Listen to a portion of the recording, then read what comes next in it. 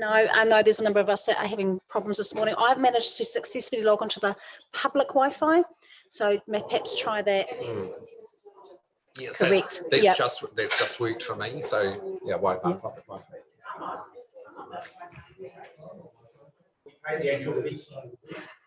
Yes, I would have hoped so. I'm sure we're ready to go.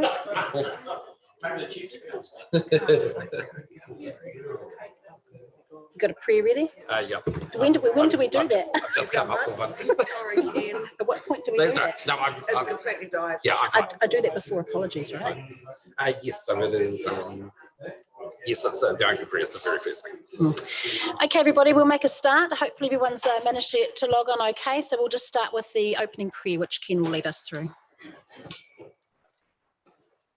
Lord, we pray that you will grant us wisdom today to make good decisions on behalf of the citizens and ratepayers of Waipa. Amen. Amen. Okay, good morning, everybody. So we are welcome to the full council meeting for the month of March. So we'll just start with apologies. We have apologies from Mayor Jim and also Andrew Brown. Other than that, I think we're a full house. So, okay, thanks, Marcus. Thanks, Graham, and seconded Claire. All in favour? Carried, thank you. Okay, disclosures of members' interests. Any this morning? No? Okay, we'll move on to any late items. No late items. Okay, so confirmation of order of the meeting. Have a move in a second. Thank you, Elwyn. Thank you, Susan. All in favour? Carried. Okay, we'll just move around the room. The councillor update on attendances. I think we traditionally start this end, don't we, Elwyn? So if that's all right, thanks. We went to Three Waters on Friday.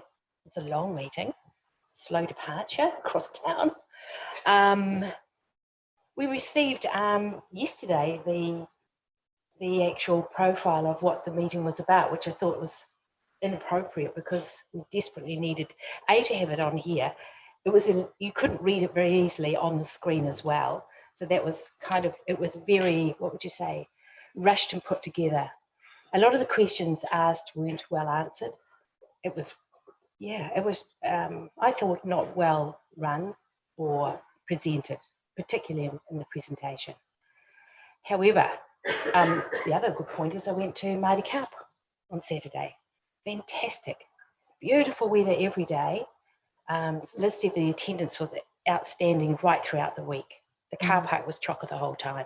So everybody just enjoyed it greatly. It was a great event, well run, top work. Thank you. Beginning of the meeting, could you please use the microphones just a little bit closer so that they're useful and we can actually hear something back here? Thank you. Thank you. I haven't got too much to report. I've been away the last couple of weeks, but yeah, I went to the Māori Cup on Friday and the event's just phenomenal, that event. And it's amazing to think that there's 2,600 athletes there. When you have a world rowing champs on, there's about 1,000 athletes. That's how big this event is and what it does for our economy. But for the kids, I mean, you know, teenage children don't want to get out of bed in the mornings, and these boys and girls do get out of bed at 5 in the morning, 6 days a week, and row again in the afternoons too. So being a rower from school and since I've been an adult, it's just a phenomenal team sport. But and just aside, I haven't, as I said, I've been away, but I went to Margaret Vosper's funeral yesterday. The Vospers have been in the district for forever, and Margaret was a huge advocate for the district, the community, and involved in so many different groups and organisations, including Rest Haven, which is one of the boards that I chair. So her smile will be very much missed. So, yep, thank you. Yeah, thank you, Madam Chair. Yes, I also went to the Three Waters, and I share Elwyn's concern. What worries me is that we were asked to make decisions via the survey tool on certain aspects where we didn't really have the information on which to make decisions. but you're still called upon to do so. And it really does frustrate me when people that are in that position put on a slideshow where there is so much information on the slides that it is impossible to read and digest it. If it just was not possible to see from the various parts of the room. And again, concern that they will actually see that as effective consultation. And it wasn't. So the other thing, and I know it's a council committee, but I was really encouraged by the housing group's output from last time we met. And I thought that, hey, we're starting to get to see some direction achieved by that group. So I was really positively encouraged by the outcome of that meeting. Thanks. Thanks, Roger. We had the first long-term plan feedback consultations at Memorial Park, and it had an interesting group of people turn up, and it was an interesting time. Thank you, Marcus. Yeah, good morning, everybody. I too attended the LTP engagement at Memorial Park, and it was, I've written here, very well attended. I also sat on the Heritage Fund meeting, and we allocated a princely sum of about $115,000, which was pretty cool. So we had carryovers from other unallocated areas. I think, and with the fund group agreed, discretionary funding needs a bit of an overhaul in terms of the criteria.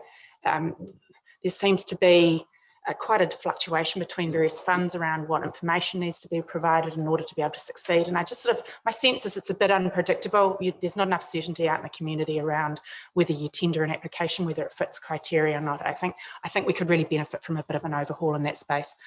I also spoke to Te Awamutu Rotary last month. Was invited to discuss the Ag Recovery One-Stop Shop, which was to taken place on the 16th of February, which was then postponed to the 9th of March, neither of which took place on account of the Auckland COVID lockdown, which was a bit of a pest. But I understand we now have a new date of the 13th of April. Very well received by that group who are really interested in that space. Also attended the Dairy Industry Awards for the Waikato just the other night. Waipa was really well represented in terms of not only the entrants, but also some of the winners. The Dairy Trainee of the Year, Ruth Connolly, and the Dairy Manager of the Year, Christopher Jared Villa, both are from Ohopo. And the second place share milker was Denise Kopp and Daniel Bradbury, who are Te Awamutu out Puahui Way, just around the corner from me. So big thumbs up for Waipa. We did really well in that space. Thanks, Susan. Right. Thank you. Good morning, everyone. The only thing I've got to really report back on is just around the Streets for People. So it wasn't a meeting or an event as such, but just sort of collecting a little bit of anecdotal feedback out on the road over the last week in front of Cameras Primary, which is the last Streets for People sort of initiative that's sort of been put together, and it sort of took them over a week to sort of put the whole structure together around the street. So, hey, as you expect, various feedback from totally outraged to really positive. Yeah, probably nothing new in that. I did feel a bit sorry for some of the road workers who copped a bit of abuse from our locals, and I was actually I was disappointed in our local, those locals in our local community, because a lot of those folks aren't from Cambridge, and I thought they go away with that representation of our town in their, in their minds. So I know some of our families actually took them chocolates and did some bits and bobs for them because they're just doing their job. But yeah, it's interesting, and we've just told people the feedback opens on April the 14th, and make a submission, and that's just been our line all the way through. So that's all for me. Thanks, Mike. Hazel, anything? Yes, busy. I too attended the Memorial Park on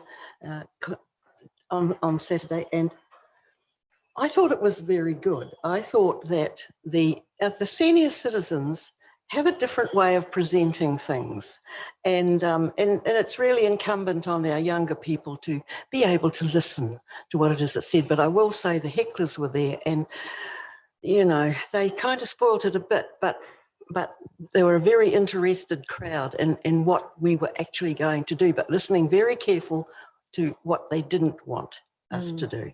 So, and I think that's the bit and our staff the staff were brilliant. You know, they just hung in there, and I have to give 100% to Gina. She was amazing. She held her dignity, and she presented beautifully, and nothing fazed her. She was just great in leading it through.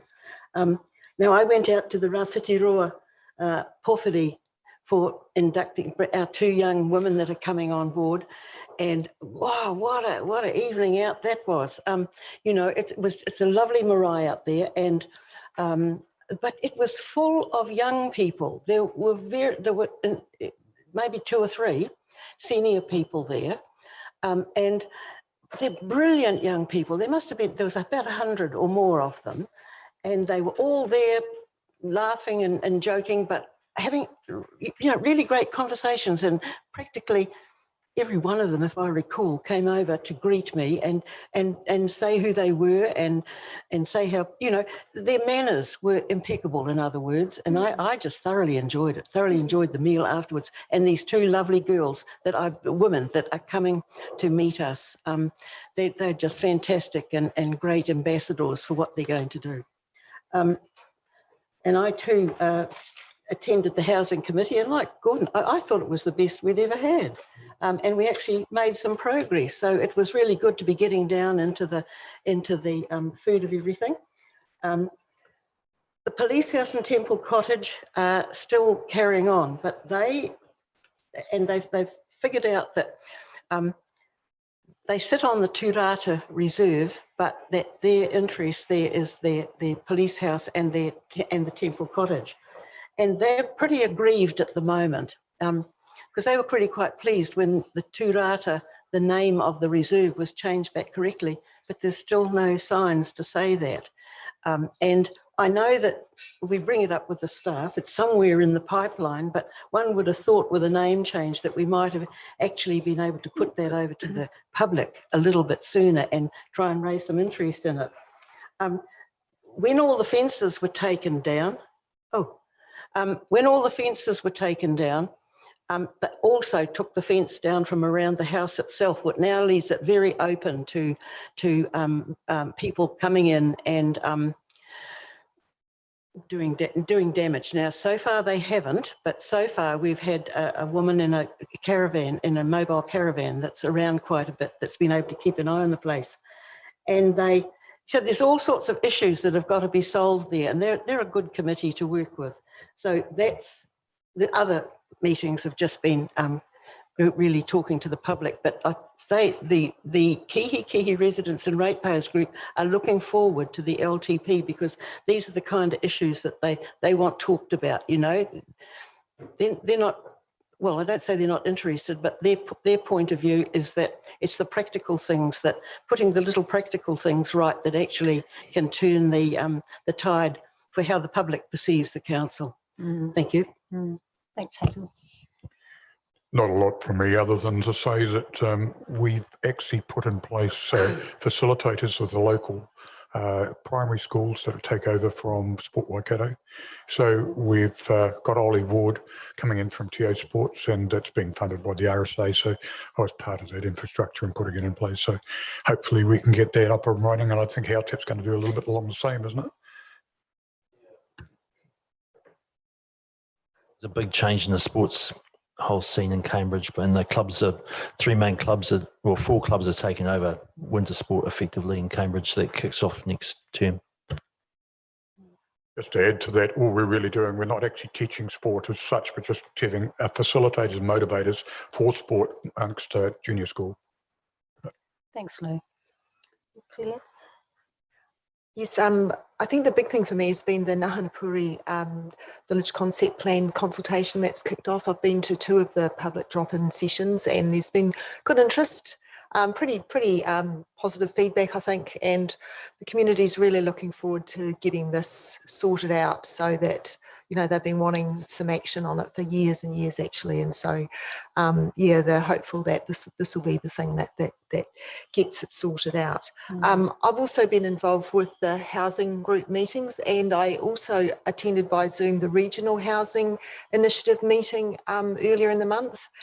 And one of the striking I suppose, statistics that was shared was that almost 10% of our residential housing stock is empty. Yeah. And it just seems ridiculous, that we have people who are desperate for housing, and yet so like 17,000 houses in the Waikato are empty. The Pirongia Village Concept Plan won a national award, which I'm really proud of. Yes, so that was a best practice award for consultation awarded by the Planning Institute. Yeah, and I'd just like to congratulate all the staff that were involved in that, because, yeah, it was a great process. And I've had meetings with the Pirongia Cycleway, the Pirongia Ward meeting, and the Pirongia Heritage and Information Centre have an annual barbecue, and it was held at the Memorial Hall in Pirongia, and I did get it in the ear, because it's very difficult for them to get that key to the hall, and they would just love to have someone that's based in the village with the key.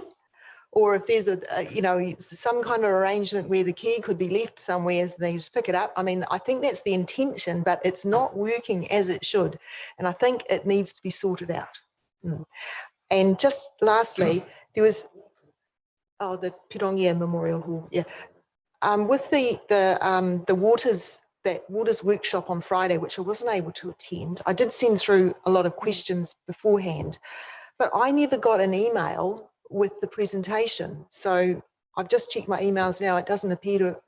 Did that only go to the people that attended? Yeah, which is pretty disappointing, actually. Yeah. Thank you. Thank you. Thanks, Claire. Bruce? Thank you, Madam Chair. I attended the monthly ComSafe meeting, and these are February figures, just a couple of patrol. They did 1,155 Ks, which is quite a few Ks around our local area. Patrol hours worked 257, so that's all voluntary hours. COVID level 2 once again disrupted training of the new patrollers, and those that attended traffic management training on the 27th of Feb enjoyed it and got a lot out of the morning. And and I've had experience on the Lollipop Man, and my job is very voluntary, but it's quite interesting stopping people and think, oh, I'm buggering up their day, but never mind, it's quite highly skilled, and I dare say I think they do get paid quite well, but that's irrelevant. Example of how the public awareness of ComSafe is seen. A visit was paid to the Kihiki Primary School, and their principal, Sonny West, was aware of ComSafe, but was not aware of the community patrollers. So that's now out there in just one little part, that these people that buzz around the streets in the night do a lot that people aren't aware of. Our community safety officer, Mandy Merson's still very busy in the community, which the public like to see. And we've decided this year no golf tournament, hopefully that we're all vaccinated, and we'll be into it next year and all as well. So that's it. It's going well. Yeah, thanks, Madam Chair. I think the big one for me was the Waters meeting in Rotorua on Friday. Certainly, most of the overheads were just diabolical. You just couldn't read them.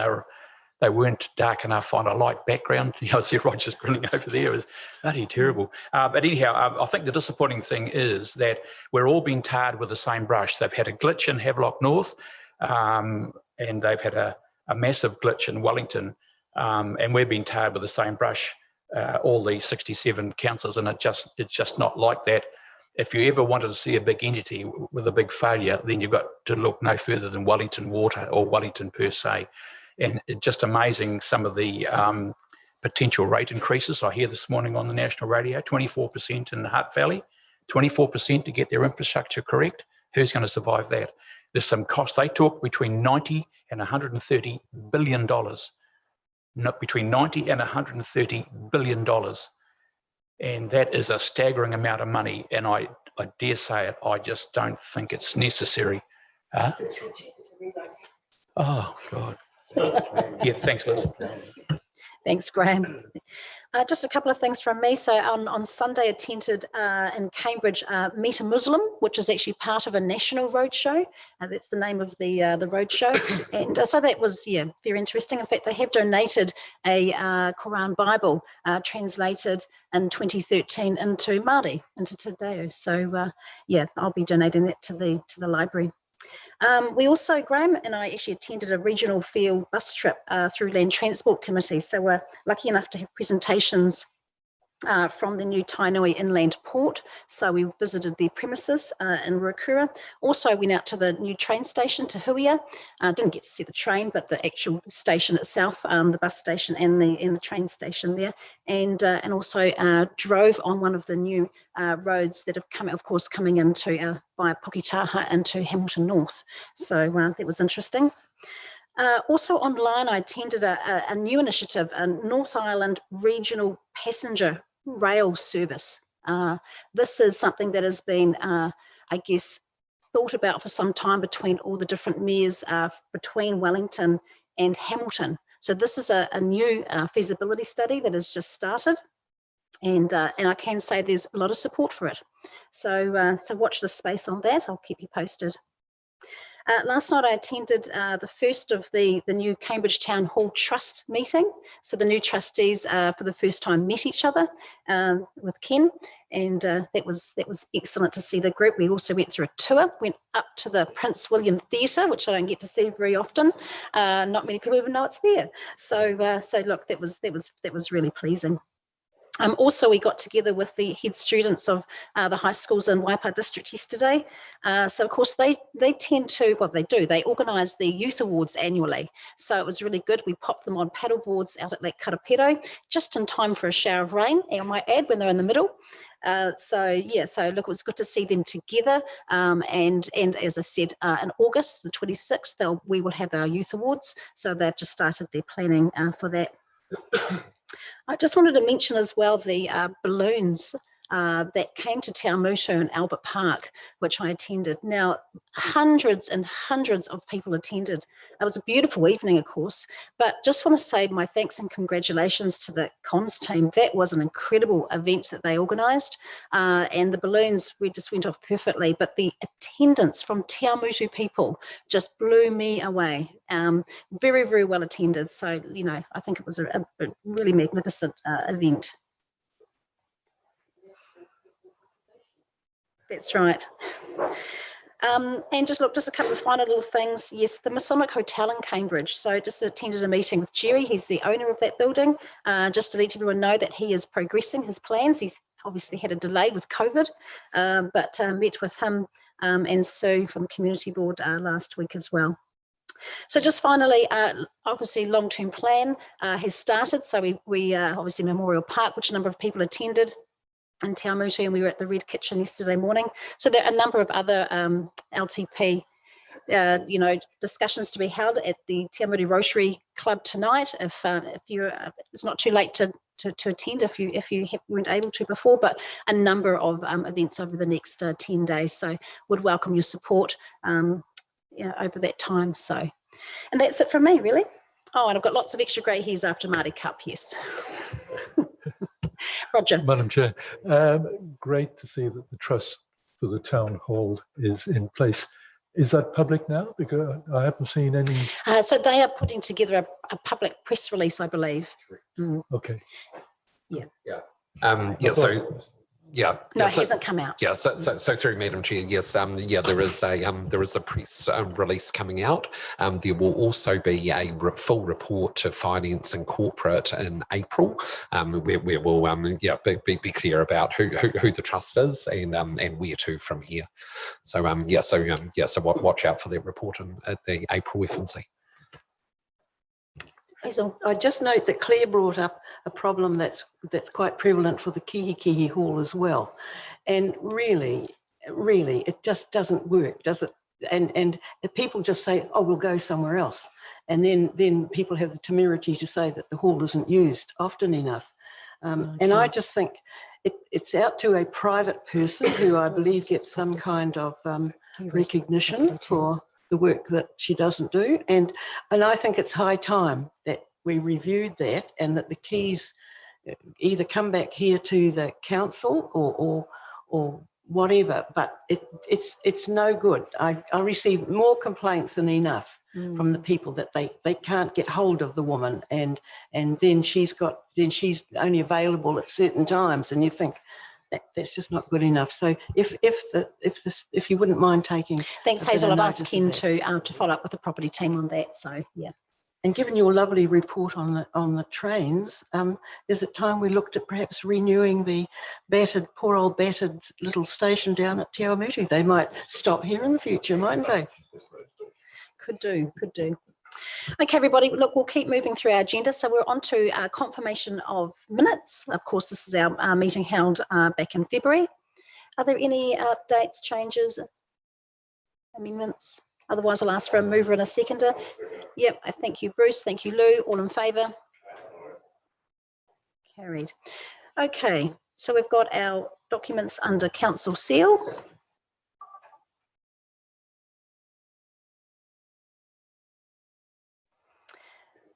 Okay, happy to move, Marcus. A seconder, please. Any questions? Philip, all in favour? Carried, thank you. Okay, we're moving on to the report on the March 2021 Audit and Risk Committee, and we have Jenny here to join us. Morning, Jenny.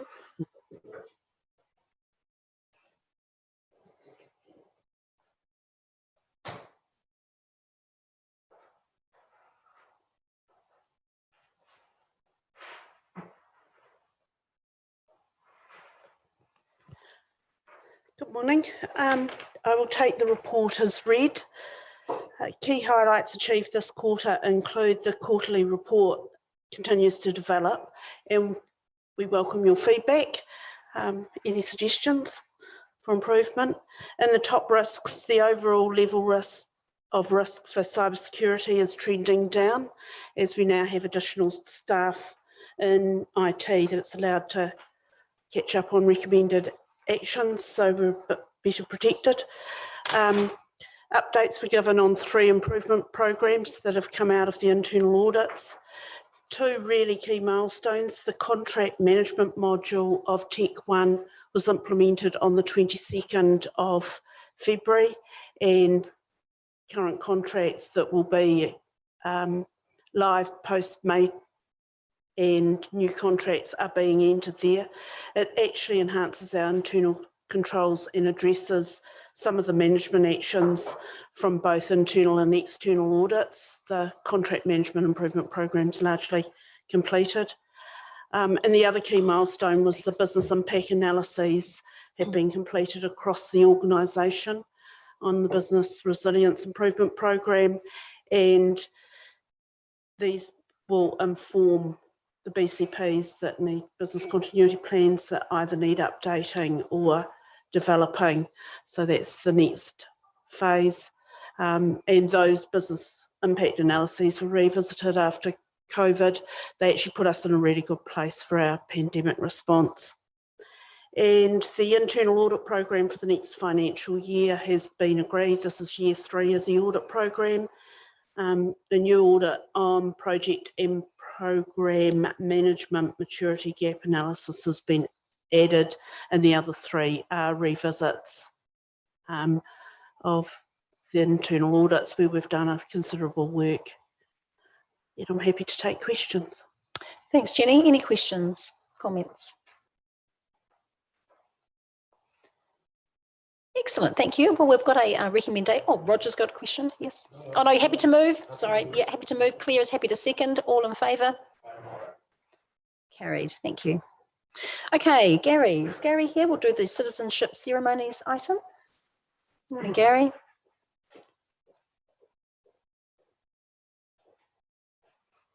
And Diana, welcome. Morning, councillors. You've just outlining new MOU with Department of Internal Affairs for the citizenship ceremony. So that is, we already have an MOU, so this is really just building on that. In our view, a better document. It's been reviewed by Diana, outlines the responsibilities more fully, and does things like providing for the oath to be taken in Te Reo as well as English as well. So yeah, I think pretty much take it as read, but that's the highlights of it. Thanks, Gary. Yes, absolutely, we'll take it as read. Are there any questions? Mike? Through the chair, not really a question, but just a statement, I guess, just to reiterate that when the new trust gets the town hall in Cambridge up and going and looking spick and span, that the Cambridge folk would really like some of those citizenship ceremonies to be held in Cambridge somewhere, and if the appropriate venue would be the hall, town hall, when that's up and going. We've crossed that with the mayor a couple of years ago or so. So just to consider that, if would be an appropriate venue just to share it around the district a little bit. I would certainly support that suggestion as well. Okay, if there's no other comments on that, I'll have a mover and a seconder, please, for that item. Thank you, Claire. Thank you, Philip. All in favour? Carried. All right, thanks both. Okay, our next item is the iwi Consultative Committee resignation and appointment. And Gary, you're doing this one again. Yeah, it's really just a pro forma. Kate Sarank hasn't had time to attend meetings, so she's resigned. And now we talk who have notified us of Reg Naira as the replacement there. Te Uira Reg Naira, that's his full name. So we just wanted to get that through ahead of the iwi Consultative Committee meeting next week. Yeah, thanks, Gary. Is there any comments or questions around that item? Thanks, Lou. Thank you, Hazel. All in favour? Carried. Okay, we've got item minor amendments to council delegations. So Diana is back in the hot seat.